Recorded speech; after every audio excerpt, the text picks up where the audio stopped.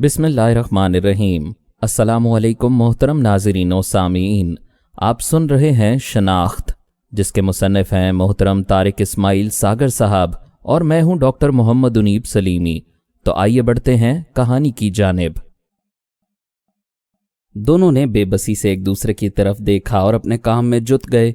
जब उनके सर को यकीन हो गया कि वो झूठ नहीं बोल रहे हैं तो उन्हें खाने की इजाज़त मिल गई। लेकिन दोनों ने खाना सिर्फ चखा था, खाया इसलिए नहीं कि अगर खाने के दौरान किसी अदब आदाब में खता खा गए तो ना जाने की सज़ा से गुजरना पड़ेगा।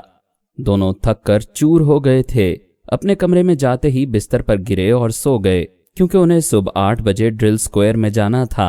अलसबा दोनों ने कमरे में ही नमाज पढ़ी, बेड टी का मज़ा लिया और मुकर्ररा वक्त पर मेस का रुख किया, जहां से उन्हें ड्रिल स्क्वायर में जमा कर लिया गया। यहाँ 10-10 का ग्रुप बनाया गया, जिस पर एक स्टाफ मुतय्यन था। ये स्टाफ फौज के जूनियर कमीशन अफसरान ही थे, लेकिन असल में यही वो लोग थे जिनकी तरबियत से कैडेट जनरल बना करते थे। ड्रिल, परेड और थका देने वाली दौड़ें, लर्जा देने वाली जंपिंग और ऐन उन मराहिल में जब वो अपनी दानिस्त में ड्रिल स्क्वायर से फारिग होकर लंच के लिए जाने की तैयारी करते हुए अचानक स्टाफ उनके लिए 1 माइल की सज़ा तजवीज़ कर देते। ये 1 माइल गो के ड्रिल स्क्वायर के ही 4 चक्कर होते थे, लेकिन उसके लिए 10-12 किलोमीटर की मामूल की दौड़ से ज़्यादा भारी साबित होते।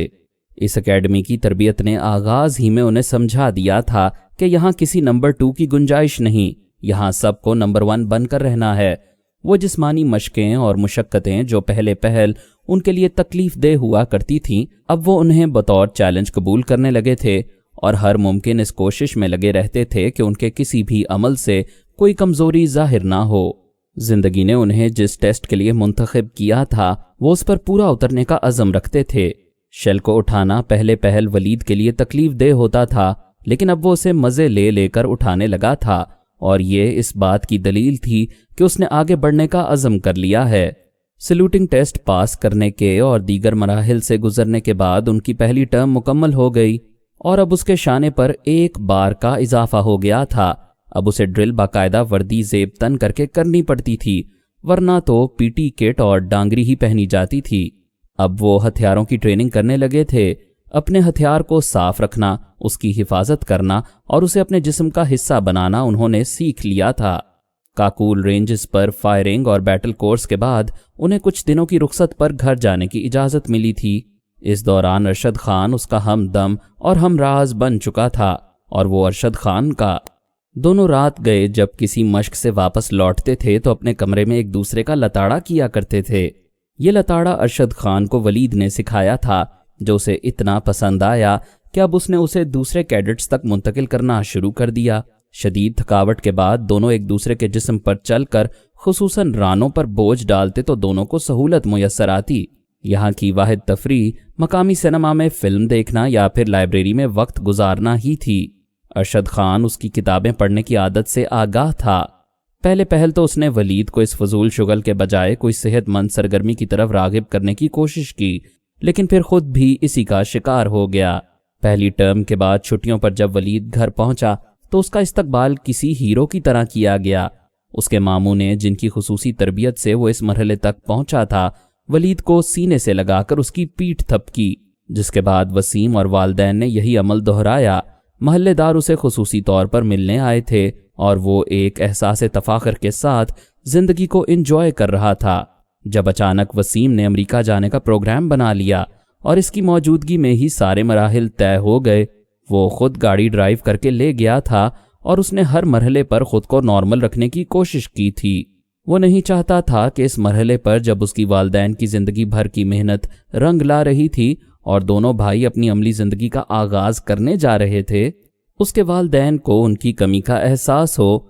लेकिन उसने अपने बड़े भाई को किसी भी मरहले पर अपना फैसला बदलने के लिए नहीं कहा था, क्योंकि वो जानता था कि वसीम ने यह फैसला अपनी मर्जी से नहीं किया, बल्कि हालात के जबर से तंग आकर किया है, और अगर उसे जिद करके रोका गया तो उसका करियर ही तबाह नहीं होगा, वो कोई गलत रास्ता भी इख्तियार कर सकता है। आखिरी मराहिल में जब वसीम दिन रात अच्छी नौकरी के लिए कोशां था, फरीहा की शादी के फैसले ने उसे तोड़ कर रख दिया था। उसने अपने वालदैन से तो नहीं, अलबत्ता वलीद से ज़रूर अपना दुख शेयर किया था। वलीद को फरीहा के इस फैसले ने दुखी कर दिया था।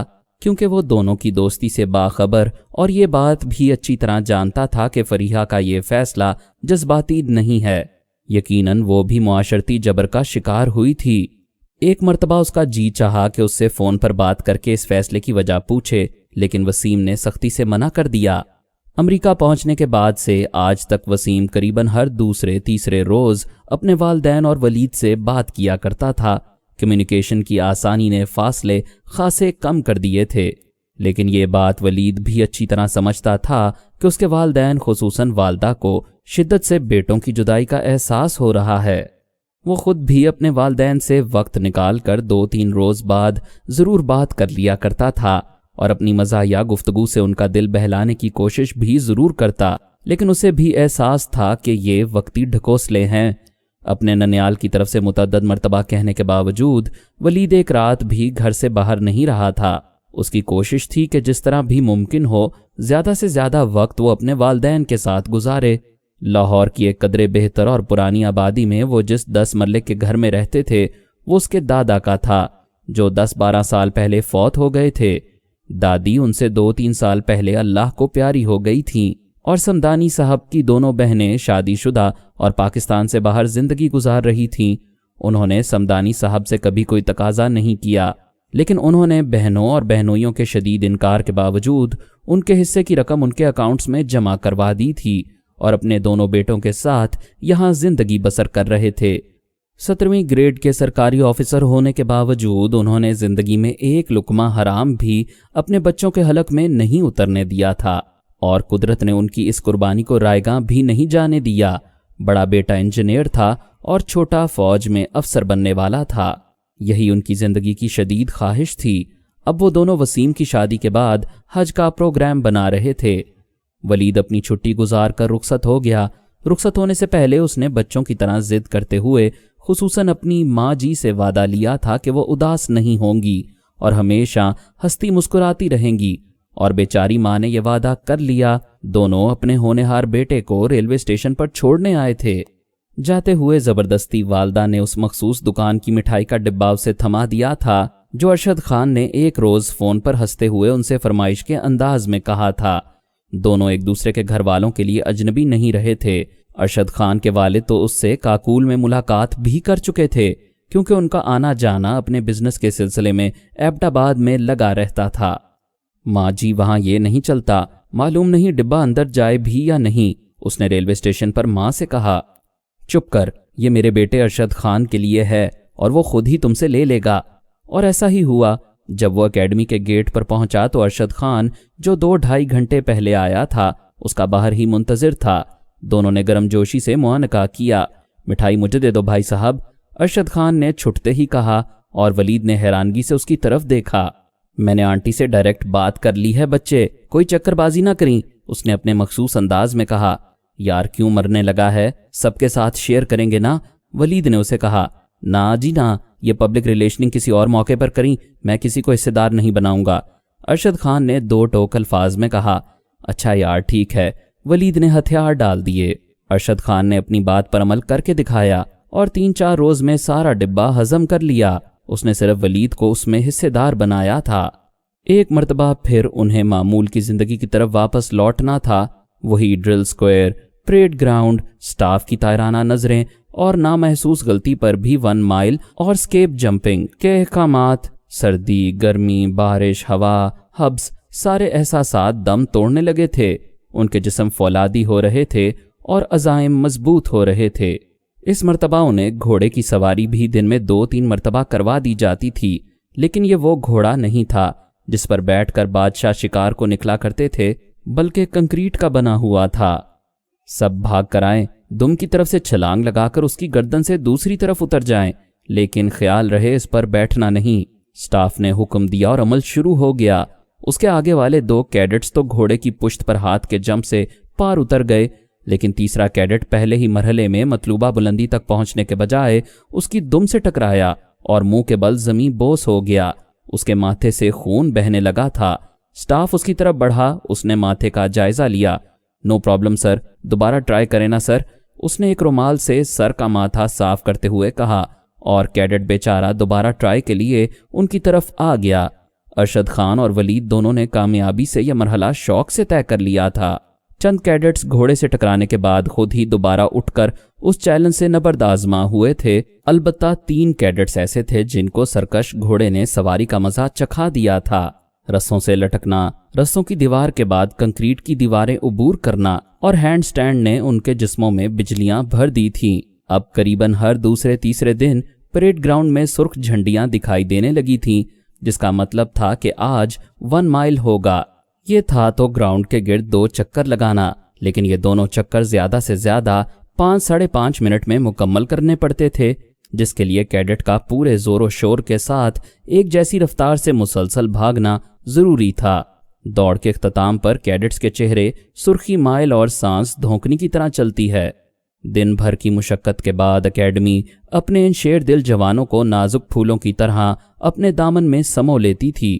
خوبصورت اور فرنشڈ بالکل 5 سٹار ہوٹل جیسا کمرہ، جس میں آرام دہ اور صاف شفاف چادروں اور کمبلوں والا آرام دہ بستر، شاندار اور جدید سہولیات کا حامل اٹیچ باتھ اور کمرے کو گرم رکھنے کے لیے آٹومیٹک ہیٹنگ سسٹم، الصبح بیڈ ٹی اور بریک فاسٹ کے لیے شاندار اور اعلیٰ معیار کا ڈائننگ ہال، جہاں اجلے کپڑوں اور کرینے سے سجے صاف شفاف برتنوں کے ساتھ کونوں اور میزوں پر سجے تازہ پھولوں کے گلدستے، جن کی مہک سے ماحول کی رومانویت میں مزید اضافہ ہو جاتا تھا۔ یہ ماحول بالکل اس ماں کی طرح تھا جو دن بھر کی مشقت کے تھکے ٹوٹے اپنے بچوں کو رات کی سیاہی پھیلتے ہی اپنی باہوں میں سمیٹ کر سارے دن کی تھکن سے نجات دلا دیتی ہے۔ ولید کے لیے یہ زندگی کے سنہرے دن اور سجیلی راتیں تھیں۔ تربیت کے مراحل کامیابی اور عزم و ہمت سے طے کرتے وہ آگے ہی آگے بڑھتے چلے جا رہے تھے۔ دونوں اب دوستوں سے زیادہ بھائیوں کی طرح ایک دوسرے کے نزدیک آ رہے تھے۔ آج ان کی 5 روزہ آؤٹ ڈور ایکسرسائز ہونے جا رہی تھی، جس کی ڈراؤنی کہانیاں سینئر کیڈٹس نے انہیں سنائی ہوئی تھیں۔ اس مشق کو مشاق کا نام دیا گیا تھا۔ ہر کیڈٹ کی کمر پر ایک پٹھو بندھا تھا، جس میں 2 کمبل اور SOP سے متعلقہ چھوٹی چھوٹی اشیاء اور ایک برساتی موجود تھیں۔ دائیں جانب ایک چھوٹا تھیلا تھا، جس میں بوٹ پالش، شیو کا سامان، کنگھا، تولیہ، ٹوتھ برش اور پیسٹ وغیرہ رکھے تھے۔ بائیں جانب پانی کی بوتل، 36 اشیاء کے ساتھ ایک رائفل کندھے سے لٹکائے وہ زندگی کی سخت ترین مشقت کرنے جا رہے تھے۔ صبح ناشتے کے فوراً بعد ان کے سفر کا آغاز ہوا۔ انہیں اکیڈمی کے باہر ایک پہاڑی علاقے میں لے جایا جا رہا تھا۔ پلاٹون کمانڈر ان کے دائیں بائیں ان کی نگرانی پر مامور تھے۔ جیسے ہی کسی کیڈٹ کے قدم سست پڑتے، وہ گلا پھاڑ کر اسے اپنی موجودگی سے باخبر رکھتے۔ انہیں مسلسل اور برق رفتاری سے چلنا تھا۔ جب کسی پلاٹون کمانڈر کو ان پر رحم آ جاتا تو انہیں چند منٹ کے لیے رک کر پانی کے 2-4 گھونٹ پینے کی اجازت مل جاتی۔ ابھی بیچارے بمشکل بوتلوں کے ڈھکن بند ہی کر پاتے تھے کہ سٹینڈ اپ کی آواز سنائی دیتی اور کوئک مارچ شروع ہو جاتا۔ ولید کے گروپ میں اسے کمانڈ دی گئی تھی، اس لیے اسے سب سے زیادہ چوکسی کا مظاہرہ کرنا تھا۔ اس کا گروپ 4 کیڈٹس پر مشتمل تھا۔ انہوں نے پہلے روز اپنی کٹس میں دوپہر کھانے کے لیے تو کچھ پراٹھے، انڈے اور ٹوسٹ ٹھونس لیے تھے، جو بیچارے چلتے چلتے ہی کھا سکتے تھے، لیکن شام ڈھلنے تک ان کی آنتیں ہی فریاد کناں نہیں تھیں، بلکہ ہڈیاں بھی چٹکنے لگی تھیں۔ جب سورج غروب ہونے پر انہیں خیمے لگا کر رات قیام کا حکم ملا۔ جسم میں خون کو منجمد کرنے والی سردی، شدید بھوک اور شدید تھکاوٹ نے انہیں ادموا کر دیا تھا، جبکہ برفیلی ہوا ان کے جسم پر موجود کپڑوں کے اندر داخل ہو کر ان کی ہڈیوں میں گھس رہی تھی۔ شدید اندھیرے میں ڈھنگ سے کچھ دکھائی نہیں دے رہا تھا۔ ٹارچ کی محدود روشنی میں وہ ایک مخصوص جگہ تک ہی دیکھ سکتے تھے۔ بڑی ہمت جتانے کے بعد وہ خیمہ اور چوبیں اٹھا کر لائے اور خیموں کو زمین پر پھیلا کر ان کی رسیاں کپ کپاتے ہاتھوں سے باندھ کر اب چوبیں زمین میں گاڑنے کے لیے کوشاں تھے۔ ولید نے چوب پکڑی ہوئی تھی، اس کا ایک ساتھی اس پر ہتھوڑے سے ضرب لگا رہا تھا۔ گیلی لکڑی، اندھیرا یا پھر کوئی اور وجہ سے اس نے ہتھوڑا چلایا تو وہ چوب کی بجائے ولید کے ہاتھ پر لگا۔ بڑے ضبط سے اس نے اپنا ہاتھ بغل میں دبایا اور اپنے ساتھی کو ہاتھوں سے زیادہ آنکھوں اور دماغ سے کام لینے کی ہدایت کرنے کے بعد اس ذمہ داری سے سبکدوش ہو کر دوسرے ساتھی کے ساتھ جنگل سے جلانے کے لیے لکڑیاں لینے چل پڑا۔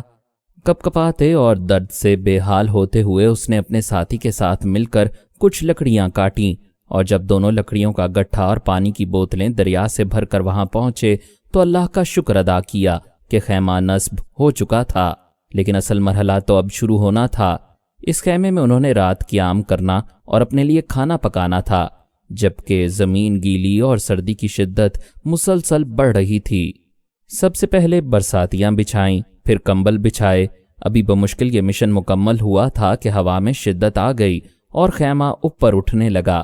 فوراً سب کو فکر دامن گیر ہوئی اور جلدی سے چاروں نے مٹی اور ٹوٹے پھوٹے پتھر اکٹھے کر کے خیمے کے چاروں طرف ڈال کر اسے بند کیا، لیکن قدرے سیلی اور ٹھنڈی مٹی سے چھٹکارا کیسے ممکن تھا؟ برساتی اور کمبل بھی کام نہیں آ رہے تھے۔ خدا خدا کر کے انہوں نے خیمے کے درمیان جگہ بنا کر اس پر لکڑیاں رکھیں اور آگ جلانے کے لیے ماچس کی تلاش ہوئی۔ چاروں ساتھیوں نے ماچسیں نکالیں، لیکن حیرت انگیز طور پر ماچسیں گیلی ہو رہی تھیں۔ اچانک ایک زوردار آواز نے انہیں دہلا کر رکھ دیا۔ بادل اچانک اتنی زور سے گرجے تھے کہ ان کے دل دہل کر رہ گئے۔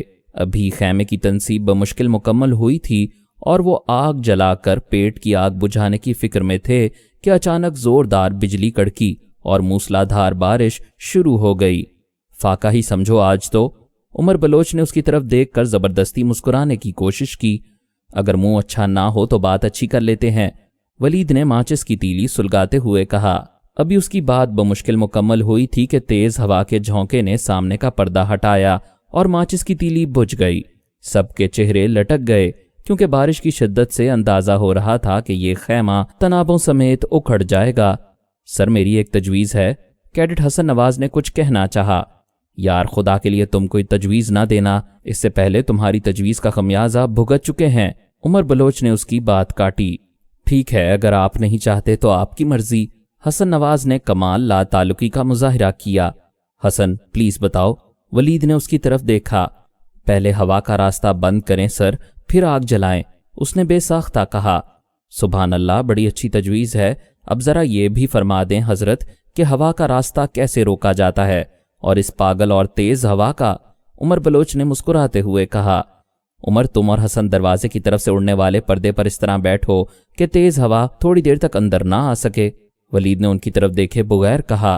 سر جی میں نے تو تجویز دی ہے، مب میرا کیا قصور؟ واہ سر جی واہ، ایک تو آپ لوگوں کا بھلا سوچا ہے۔ ڈو اٹ، ولید نے اس کی طرف دیکھ کر کہا اور حسن نواز خاموش ہو گیا۔ چل بیٹا چڑھ جا سولی، رام بھلی کرے گا، تجھے کتنی مرتبہ کہا ہے خاموش رہا کر۔ عمر نے خیمے کے سامنے والے حصے سے لٹکتے پردے کی ایک سائیڈ قابو کی تو ٹھنڈی ہوا نے اس کے منہ پر زوردار تھپیڑا مارا تھا۔ حکم حاکم مرگے مفاجات کہتے ہوئے حسن نے دوسرے حصے کو قابو کیا تو ولید اور اکبر نے ایک دوسرے پر قریباً جھکتے ہوئے 10-12 تیلیاں جلانے کے بعد آگ سلگا ہی لی۔ اب دونوں باری باری اس پر پھونکے مار کر اسے جلا رہے تھے۔ جب چاروں کی آنکھیں خیمے میں پھیلنے والے دھوئیں سے جلنے لگیں تو شاید قدرت کو ان پر رحم آ گیا، کیونکہ گیلی لکڑیوں نے آگ پکڑ لی تھی۔ اب پیٹ کا جہنم ٹھنڈا کرنے کے لیے انہوں نے اپنے اپنے پاؤچ میں رکھی اجناس اکٹھی کرنی شروع کی تو علم ہوا کہ امیر اور عمر کے پاؤچ میں موجود چاول اور دال گیلے ہیں، جبکہ آٹا ناقابل استعمال ہو چکا ہے۔ ولید اور حسن نے پہلے دونوں کی اچھی خاصی قوالی کی، جس کے بعد بادلے ناخواستہ انہوں نے اپنے پاس موجود تمام چیزوں اور مرچ مسالے کو ایک ہی برتن میں ڈال کر آگ پر رکھ دیا، جبکہ ایک مگ میں الگ سے پانی بھر کے اس کی چائے تیار ہونے لگی، جس میں چائے کے گیلے پیکٹ ڈال کر انہوں نے بالآخر چائے تیار کر لی، اور 20-25 منٹ بعد کھانے کے نام پر تیار ہونے والا مغلوبہ حلق میں انڈیلنے لگے۔ عام حالات میں وہ ایسا کھانا کھانے سے سزا برداشت کرنا زیادہ بہتر سمجھتے، لیکن بھوک سے ان کی آنتوں نے باقاعدہ قل ہو اللہ کا ورد شروع کر دیا تھا، اور کسی بھی وقت اگلا حکم بھی موصول ہو سکتا تھا۔ چاروں یونیفارم سمیت زمین پر بچھے کمبل نما بستر پر لیٹ گئے۔ ساری رات زمین کی سیلن اور ٹھنڈک نے انہیں ڈھنگ سے سونے بھی نہیں دیا۔ جب تک خیمے میں لکڑیاں سلگتی رہیں ان کی کچھ دیر کے لیے آنکھ لگ گئی، جبکہ ایک ساتھی باہر پہرے پر اور دوسرا سلگتی لکڑیوں کے سرہانے بیٹھا رہا کہ مبادا یہ بھڑک کر آگ ہی نہ پکڑ لیں۔ 2 گھنٹے کی بمشکل نیند کے بعد وہ ایک دوسرے کو جگا کر اپنی ڈیوٹی بدلتے رہے، اور الصبح اٹھے تو فکر دامن گیر ہوئی، لیکن شیو انہوں نے رات سونے سے پہلے یا درمیان میں کر لی تھی، کیونکہ ابھی ایک مگ میں گرم پانی میسر تھا۔ ساری رات کروٹیں بدلنے اور ایک دوسرے کو اس صورتحال کا ذمہ دار قرار دینے کے بعد بالآخر انہوں نے کمر ہمت کس لی۔ بوٹوں سے کیچڑ صاف کر کے پالش کی گئی، जो इस मुहिम का लाजमी हिस्सा थी, जिसके बाद आग सुलगा कर ठंडी डबल रोटी के स्लाइस सेंके गए, उन पर बर्फ की तरह जमा मक्खन लगाया गया और चाय के साथ सबने जल्दी जल्दी ये नाश्ता जहर मार किया। बारिश आधी रात के बाद रुक गई थी, लेकिन सर्दी का कहर बढ़ गया था। उनके नज़दीक सारी रात दरिया की पुरशोर लहरें किनारों से टकराती रही थीं और अब आसमान पर दूर दूर तक सूरज का नामो निशान दिखाई नहीं दे रहा था। अभी रवानगी में 5 मिनट बाकी थे और सब मिलकर तेजी से अपने खैमे उखाड़ कर दीगर सामान समेट रहे थे, जब अचानक कहर में लिपटे जंगल के एक कोने से बटालियन कमांडर नमूदार हुए, जो उनकी कारकर्दगी का जायजा लेने और उन्हें बताने के लिए कि वो सब एक लम्हे के लिए भी उनकी नज़रों से ओझल नहीं हुए, उनके सामने मौजूद थे। सबने साहबदान होकर सल्यूट किया और कमांडर साहब हरी अप कहकर आगे बढ़ गए। अगला मरहला बड़ा ही जानलेवा था। उन्हें एक पहाड़ी उबूर करके दरिया के दूसरी तरफ जाना और दरिया को, जो यहाँ नाले की शक्ल इख्तियार कर चुका था, अपने साजो सामान समेत पैदल उबूर करना था। दरिया पर पहुंचने तक वो ये मश्क बनाने वाले की शान में अपने अपने अंदाज से कसीदा ख्वानी करते। जबकि पहाड़ी सिलसिला अबूर करके दरिया तक पहुंचे तो उनके जिस्मों की हड्डियां भी चिटक रही थीं और मुकर्ररा वक्त तक टारगेट एरिया पहुंचने के चक्कर में उन्होंने ज़रूरत से ज़्यादा ही मेहनत की थी, जबकि ढंग से खाना गुज़श्ता 24 घंटे से नसीब नहीं हुआ था और सर्दी का अजाब अलग से झेलना पड़ रहा था। दरिया किनारे पहुंचकर वलीद ने उन्हें बताया कि उनके पास टारगेट टाइम के सिर्फ 10 मिनट बाकी रह गए हैं, लिहाजा एक लम्हा तवक्कुफ के बगैर उन्हें दरिया उबूर कर लेना चाहिए। सब ने एक दूसरे की तरफ तरहुम आमेज नज़रों से देखा। एक लंबी रस्सी की मदद से एक दूसरे की कमर से बंधे और यखबस्ता दरिया में सबसे पहले वलीद उतरा। उन्होंने अपनी पतलून के पाइंचे बांध लिए थे, लेकिन इसका ये मतलब तो नहीं था कि वो वाटर प्रूफ हो गए थे। 5 मिनट तक दरिया के यखबस्ता और तेज रफ्तार पानी से गुजरते हुए उन्हें बार बार खुद को यकीन दिलाना पड़ता था कि उनकी टांगें अभी तक उनके जिस्म का हिस्सा बनी हुई है। इस दौरान खुद को गरमाए रखने के लिए उनके पास एक दूसरे की हालत पर तबसरा करने के लिए जुमलेबाजी के अलावा और कुछ ना था। किनारे पर पहुंचते ही उन्होंने अपनी रस्सी अपनी कमर से अलहदा की और धूप की किरणों में, जो उनके लिए अब जिंदगी बख्श हो रही थीं, वहीं लेट गए। लेकिन अभी बमुश्किल 2-3 मिनट ही गुजरे थे जब एक आवाज उनके कानों में पड़ी। साहब, टांगे मुंजमद करवाने का इरादा है क्या?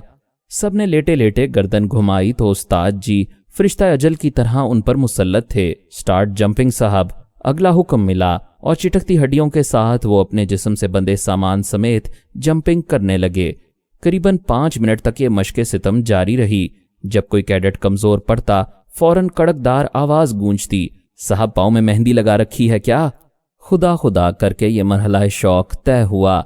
सफरी लंगर से चावल मुयस्सर आए जो उन्होंने पेट और जी भर के खाए और अगली मुहिम पर चल दिए। 7 रोज तक ये मुहिमात जारी रहीं। बिलाखिर फाइनल डे आ गया। उन्हें मुख्तलिफ सेक्शनों में बांटकर एक मुतय्यन मंजिल की निशानदही करने के बाद अकेला छोड़ दिया गया। हर सेक्शन के कमांडर को एक नक्शा देकर मंजिल बता दी जाती। ये उनकी मर्जी होती है कि कौन सा रास्ता इख्तियार करें, लेकिन एक पाबंदी साथ ये होती है कि रास्ते में आने वाले 3 कंट्रोल पॉइंट से हर कैडेट ने टोकन जरूर हासिल करना है। इस मर्तबा सूरत हाल जरा मुख्तलिफ थी। गुज़श्ता 6 रोज की जानलेवा मशकों ने वलीद के सेक्शन के आधे से ज्यादा कैडेटों को मरीज बना दिया था। रास्ते में आने वाले नदी नालों का पानी पीने से उनकी निज़ाम इंहिज़ाम ने एहतजाज शुरू कर दिया था। 2 कैडेट्स के पाँव में छाले पड़ गए थे और खुद वलीद को तेज बुखार ने जकड़ लिया था, लेकिन उसमें से कोई बहाना भी कारगर नहीं था।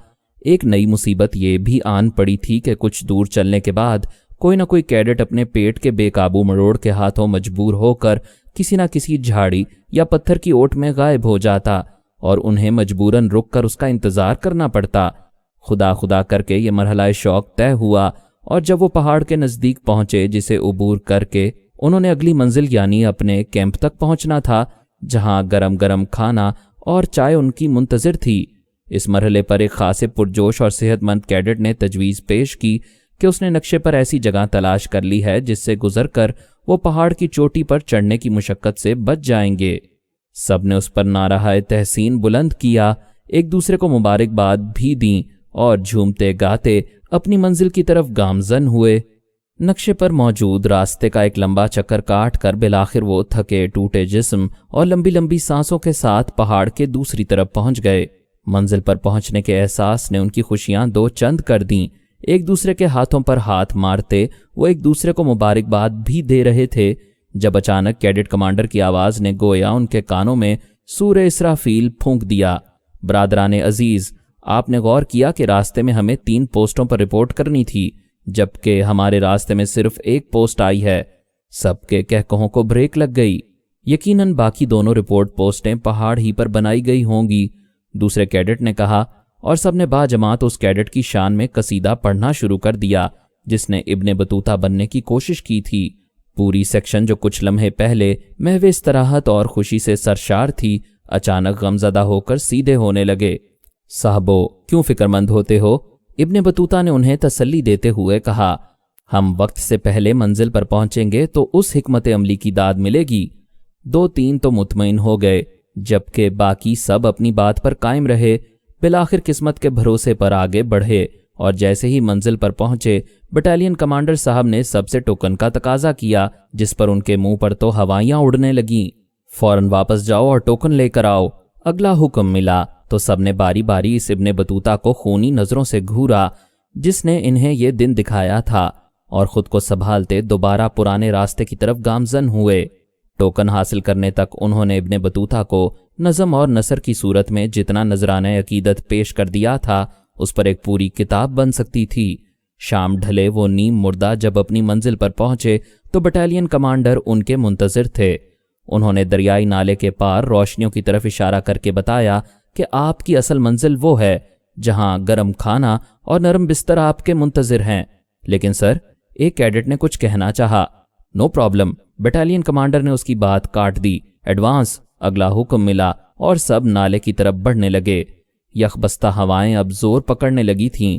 अपनी पतलूनों के पांचे बांधने के बाद वो एक दूसरे के ताकुब में नाले में उतर रहे थे, जिसका बर्फीला और जोरदार पानी उनके कदम उखाड़ रहा था। डगमगाते और कपकपाते वो एक दूसरे के सहारे आगे बढ़ते रहे, जब अचानक वलीद से आगे वाले एक कैडेट का पांव फिसला और वो पानी के जोरदार रेले के साथ आगे की समत बहने लगा। लेकिन अचानक ही उसने वलीद की टांगों को दोनों हाथों से पकड़ लिया। अब वलीद के लिए अपनी जगह से जुम्बिश करना मुमकिन नहीं रहा था। उसने दूसरे कैडेट की मदद से बमुश्किल झुककर उसे पकड़ा और जोर लगाकर ऊपर उठाया तो वो फिर लुढ़खड़ाता उस पर गिर पड़ा। 2-3 कैडेटों ने मिलकर उसे सीधा किया तो उसकी मजबूरी का इल्म हुआ कि उसकी पीठ से बंधे कंबल पानी में भीग कर कई गुना वजनी हो चुके हैं और पेट की तकलीफ अलग से उसकी जान को आ रही थी। बमुश्किल उसे किनारे पर लाया गया तो इल्म हुआ कि उसकी लकड़ी की बंदूक वहीं पानी में बह गई है। सबके मुंह पर हवाइयां उड़ने लगीं, क्योंकि बंदूक के बगैर उसका वजूद ना होने के बराबर था। जिस्मानी हालत बेचारे की ऐसी थी कि उसे जमीन से ही उठाना मसला बन रहा था। बतौर सेक्शन कमांडर यह भारी पत्थर भी अब वलीद को ही उठाना था, जिसने बादले नाखास्ता बादस खराबी बसियार उसकी राइफल 2 पत्थरों के दरमियान से बरामद कर ही ली। खुदा खुदा करके बिलाखिर वो कैंप में पहुंच गए, जहां उनसे पहले पहुंचने वाली सेक्शन को किसी गलती की वजह से फ्रंट रोल करवाया जा रहा था। उनमें अरशद खान भी नुमाया था, जिसे देखकर बेख्तियार वलीद के होंठों पर मुस्कुराहट आ गई। अब वो सब अपनी हालत सुधारने के बाद कैंप में तैयार खाने पर टूट पड़े थे, जिसके बाद उन्हें कैंप फायर की खुशखबरी सुनाई गई और सब आग के अलाव के गिर्द जमा हो गए। निगरानों की आंखों से ओझल थे। उन्होंने अपनी तैयार करदा शायरी, गानों और रक्स की सूरत में अपने जालिम इंस्ट्रक्टर्स के खिलाफ खूब दिल की भड़ास निकाली। इस खुसूसी मश्क के इख्तिताम पर एक रवायत अकेडमी में अरसे से चले आ रही है, जिसके मुताबिक मश्क की तकमील पर मखसूस मुद्दत जो चंद घंटों पर मुश्तमिल होती है के लिए जूनियर को सीनियर्स और सीनियर्स को जूनियर्स बना दिया जाता है। उन्हें बताया गया कि ये अमल शाम 6 बजे तक जारी रहेगा। जूनियर कैडेट न जाने कब से इस मौके के मुंतजिर होते हैं। उन्होंने अपनी साबका मुशक्कत को बिल्कुल भुला दिया और सीनियर से बदला लेने पर तुल गए। वलीद और उसके सेक्शन वालों के हाथ एक सीनियर कैडेट जो CMS यानी अपनी कंपनी का सार्जेंट मेजर भी था लग गया, जिसे उन्होंने पहले तो डंड बैठकों पर लगाया। जब बेचारा वाकई बेदम होने लगा तो फिल्मी गानों पर जो बेसुरे कैडेट गा रहे थे नाचने पर लगा दिया। ये गाने पंजाबी, सराइकी, सिंधी, पश्तो और उर्दू जुबान में थे اور جب تک متعلقہ گلوکار کی تسلی نہ ہو جاتی تب تک بیچارے CMS کی جان خلاصی نہ ہوتی۔ شام تک انہوں نے اپنے دل کی بھڑاس نکالی اور پھر نارمل زندگی کی طرف لوٹ گئے۔ وہ رات انہوں نے خصوصی نائٹ منائی۔ اپنے کمرے میں بیٹھنے پر ولید کو وسیم کا فون ملا۔ دونوں بھائی ہفتے میں 2-3 مرتبہ ایک دوسرے سے ضرور بات کر لیا کرتے تھے۔ جہاں وسیم اس کی اکیڈمی لائف کے قصے سن کر کہے لگاتا، وہاں ولید کو اپنے بھائی کے حال پر ترس آتا جو ابھی تک نیو یارک میں ٹیکسی چلا رہا تھا۔ مزید اقساط سننے کے لیے ہمارے چینل کو سبسکرائب کریں اور بیل آئیکن کو کلک کریں تاکہ آپ کو ہماری ہر آنے والی نئی ویڈیو کی نوٹیفیکیشن ملتی رہے۔ ہماری ویڈیوز کو لائک اور شیئر کریں اور کمنٹ سیکشن میں ہمیں اپنی رائے سے آگاہ کرتے رہیں۔